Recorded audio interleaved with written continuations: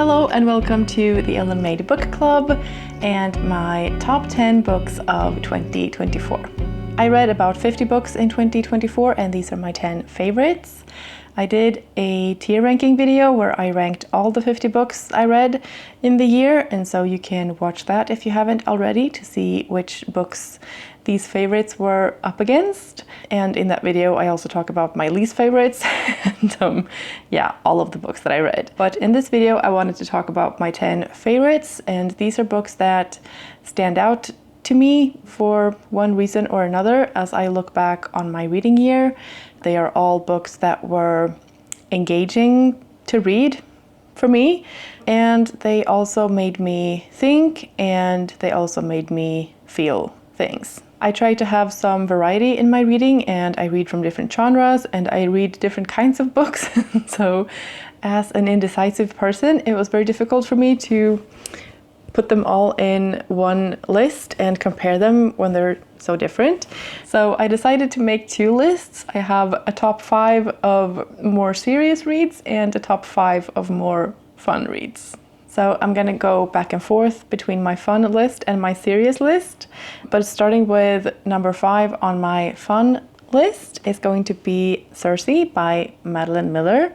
This was the first book I finished this year, and I didn't give it 5 stars when I read it, but it has really stayed with me, and I just, looking back and flipping through it, the writing is so beautiful, and I just remember the atmosphere and the feeling of reading the book.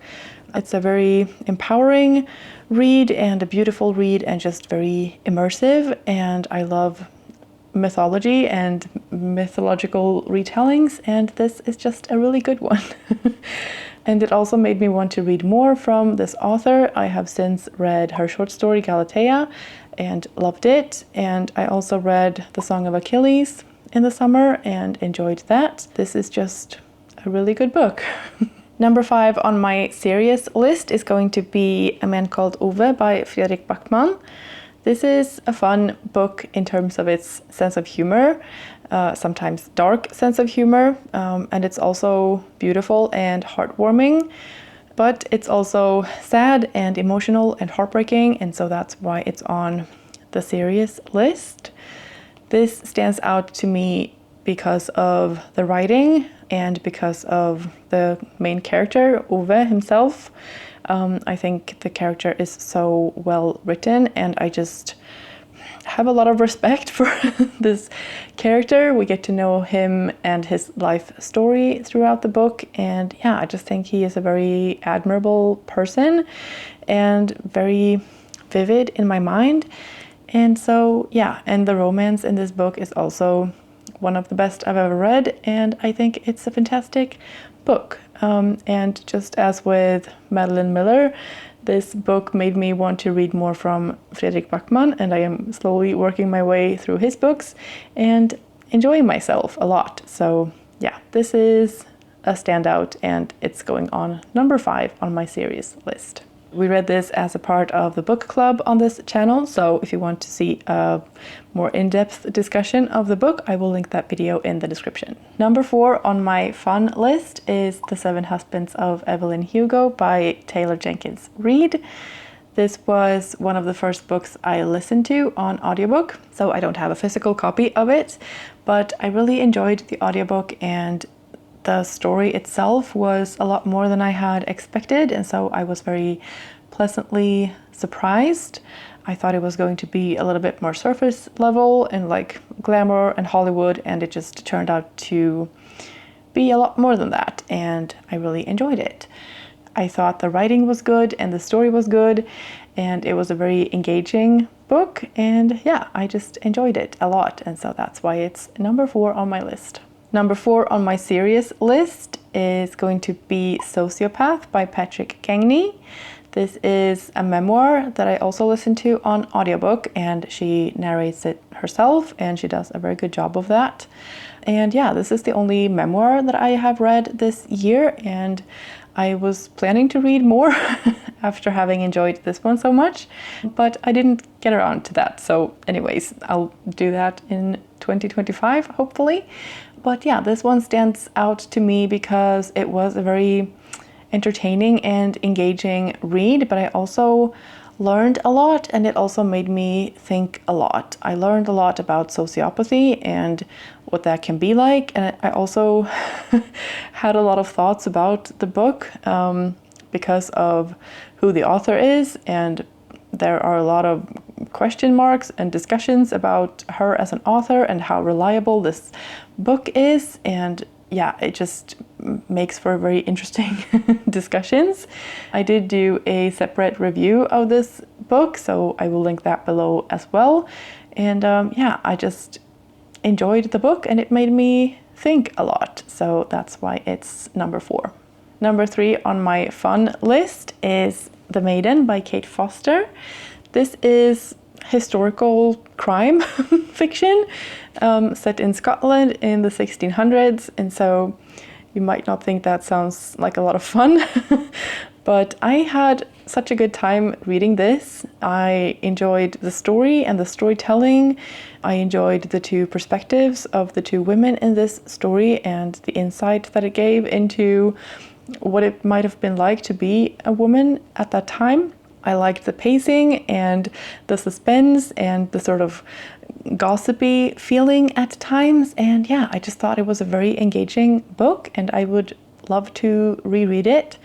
It was nominated for the Women's Prize for Fiction this year, and some people questioned that and thought that this wasn't sort of worthy of that. But I think that if you find prize nominees and those kinds of books a bit stuffy at times, I think this is a great option to try, because this is not that at all. Yeah, I thought it was a really good time. Number 3 on my serious list is I Who Have Never Known Men by Jacqueline Harpman.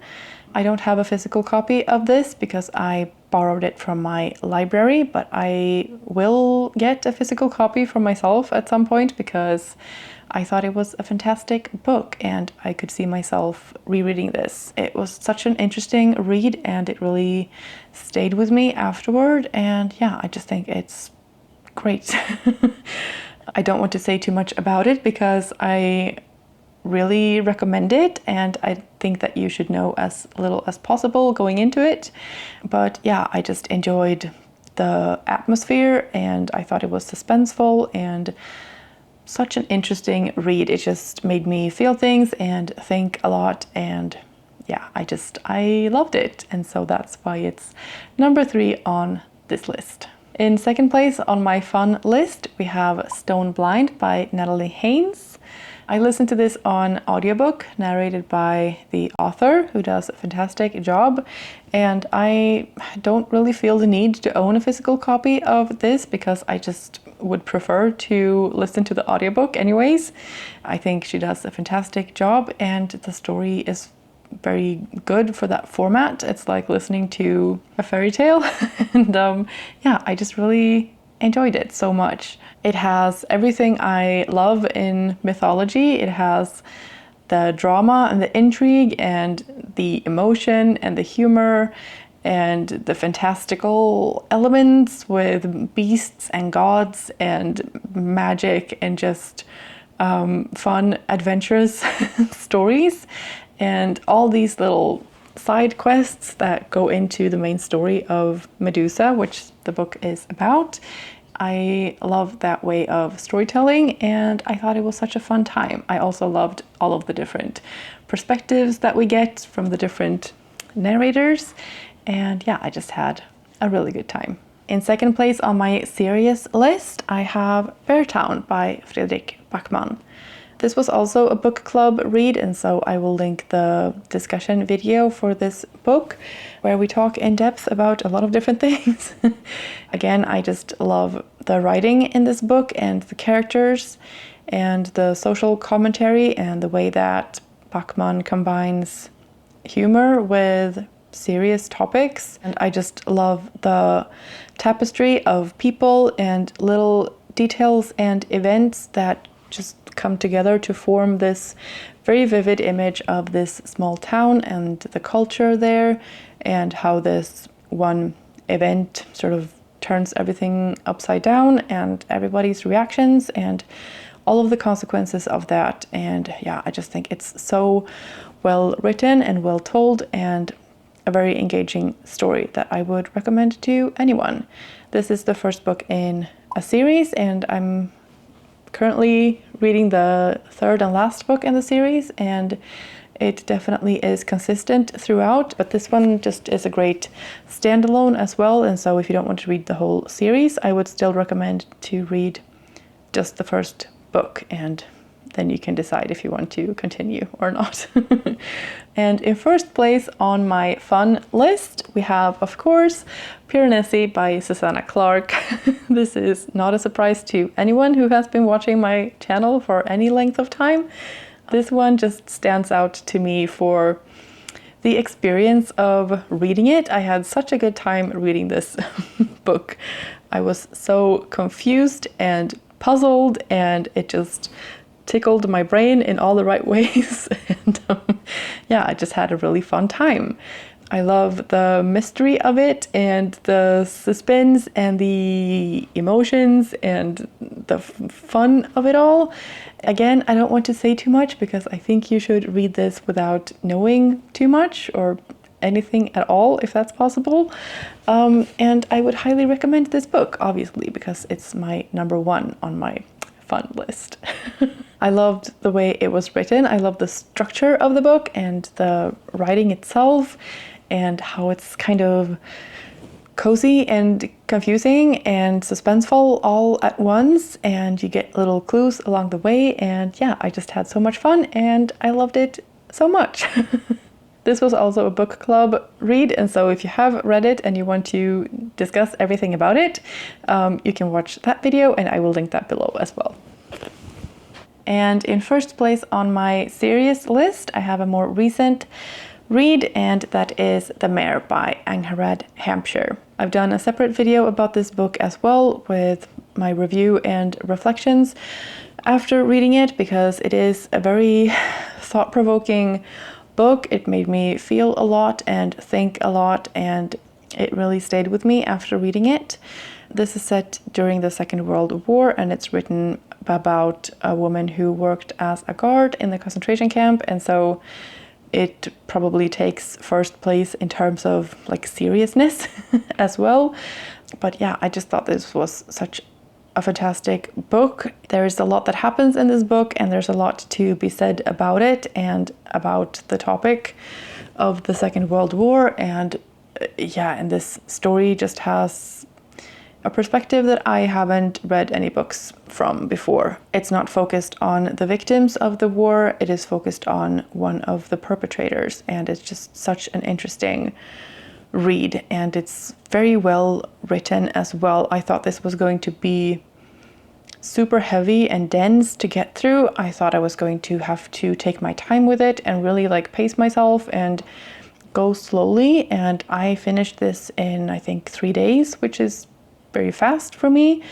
The chapters are very short, and it's just written in a very fast-paced kind of way, even though it's like staying in moments for long. I don't know how to explain it, but it's a very interesting read, and one that I would highly recommend. Obviously, there are some content warnings that go with this book. It is set during the Second World War, so there are going to be some horrible things in this, and the fact that I read it quickly does not mean that it is easy reading or lighthearted in any way. It's just the way that the story is told and the way that it is written, and yeah, I need more time to do this book justice. And so if you are interested in this book at all, I would suggest that you watch the review that I made and that you read it, because yeah, I just thought it was fantastic. Okay, so these are my 2 top favorite books of the year.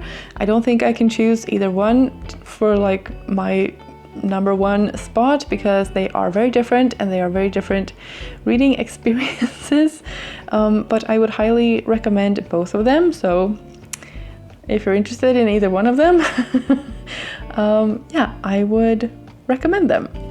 If you have a favorite read from 2024, or 2 favorites or 3 favorites, I would love to know what they are, so please let me know in the comments, and also let me know if you have read any of these books and what you thought of them. Thank you so much for watching.